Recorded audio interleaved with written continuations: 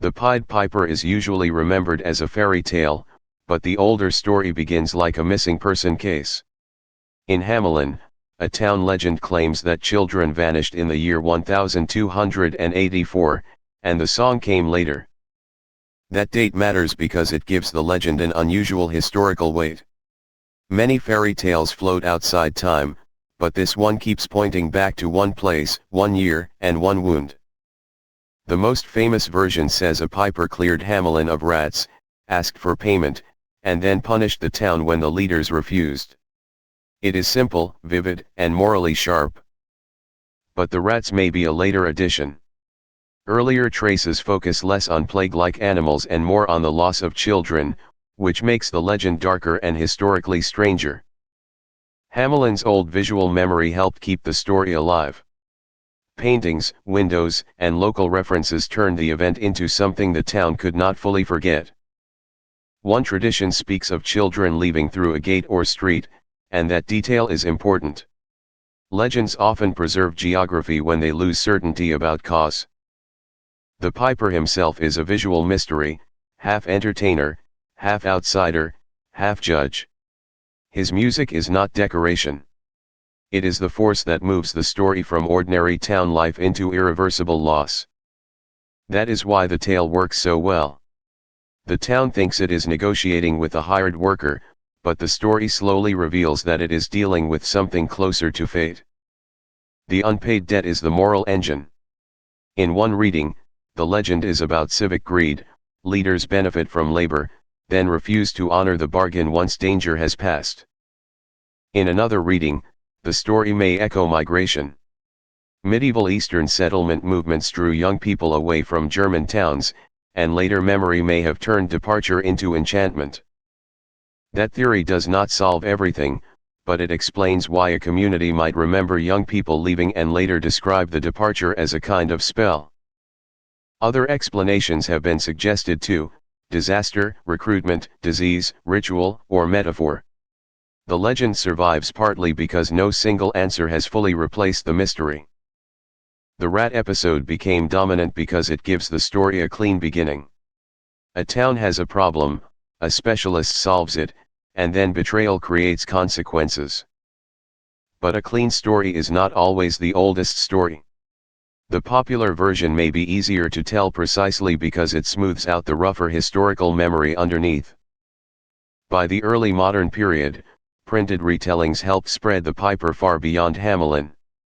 Once a local wound entered print culture, it could become European folklore. The Brothers Grimm later helped canonize the tale for modern audiences. Their version did not invent the legend, but it gave the story a durable literary home. The piper's rise, then, is the rise of a local mystery into mass storytelling. Every retelling adds clarity, but every added clarity can also move the story farther from its uncertain origin. That is the danger of folklore. It preserves what official records may lose, but it also reshapes memory until symbol and event are almost impossible to separate. The children are the emotional center because they make the story unbearable. Without them, this is a contract dispute.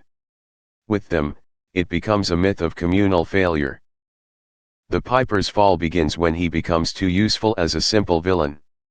The more he is treated as a monster, the easier it becomes to ignore the town's own responsibility. That double meaning is what keeps the legend alive. Is the piper evil, or is he an agent of consequences? Is the town victimized, or exposed? Even the music remains ambiguous. Music can charm, heal, gather, or deceive. In this story, it becomes a technology of obedience, making the crowd move as one. That idea makes the tale modern. Societies still fear persuasive voices that can move crowds, especially when those voices appear from outside normal authority. The setting also matters. Hamelin is not an imaginary kingdom. The town's real geography gives the story a documentary edge that many fairy tales do not have. This is why maps help the story. A map shows that the legend is not just atmosphere. It is anchored to a route, a town, and a region shaped by medieval movement. The timeline is equally important.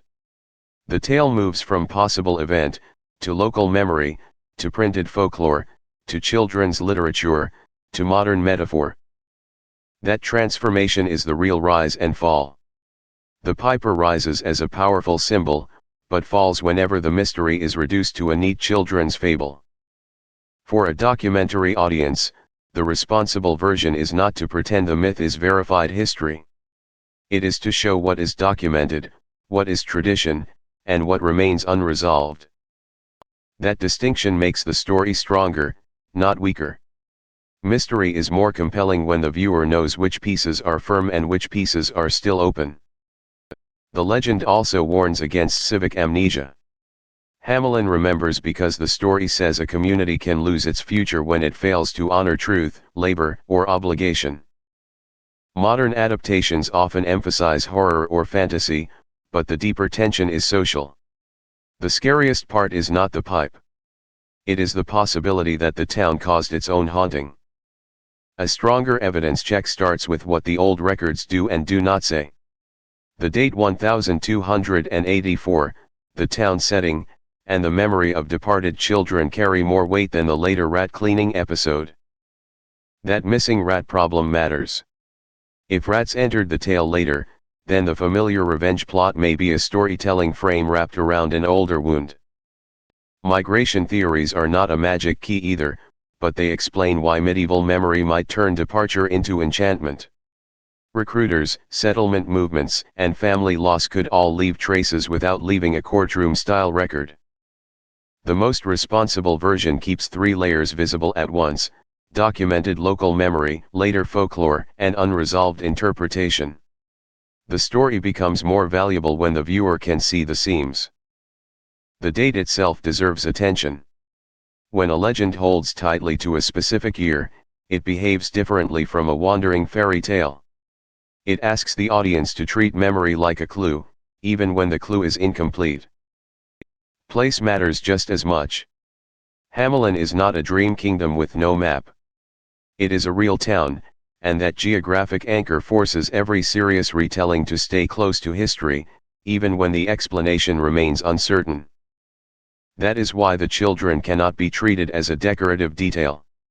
They are the archive of pain inside the story. Remove them, and the piper becomes entertainment. Keep them, and the tale becomes civic trauma. The payment motif also works because it is painfully ordinary. A town hires help, receives the benefit, and then argues over obligation.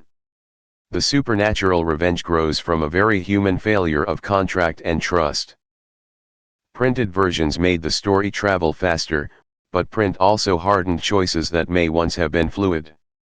A local memory became a portable tale, and a portable tale began to look more certain than it really was. The useful lesson is not to solve the piper too quickly. The legend is strongest when it remains a layered case: record, rumor, migration, moral warning, and symbol all pulling against each other. That is why the Pied Piper still travels. He is a figure of music, debt, punishment, disappearance, and unresolved history, all contained in one unforgettable silhouette. The popular version gives us rats and revenge. The deeper version gives us a town trying to remember a loss it cannot fully explain. So the question is not whether a magical piper literally stole the children. The better question is why Hamelin remembered the loss through music, movement, and a stranger at the gate. The moral engine still matters because it gives the legend its bite. The piper is frightening, but the town is not innocent. The story keeps asking what a community owes after danger has passed. A medieval record can anchor Hamelin and the date 1284 without proving the supernatural explanation added later. Migration, disease, recruitment, accident, and ritual have all been proposed, but none is a verified verdict. The rat story belongs to a developed popular version, while the older loss remains harder to define. That gap is the subject. A real place became a container for grief, blame, and uncertainty, and folklore kept asking what kind of event could produce all three. The piper stays unsettling because the archive gives us a place and a loss, while the legend preserves the community's unanswered question. The tale's final power lies in that unanswered space. A town remembers a loss, and every later generation decides what the music means.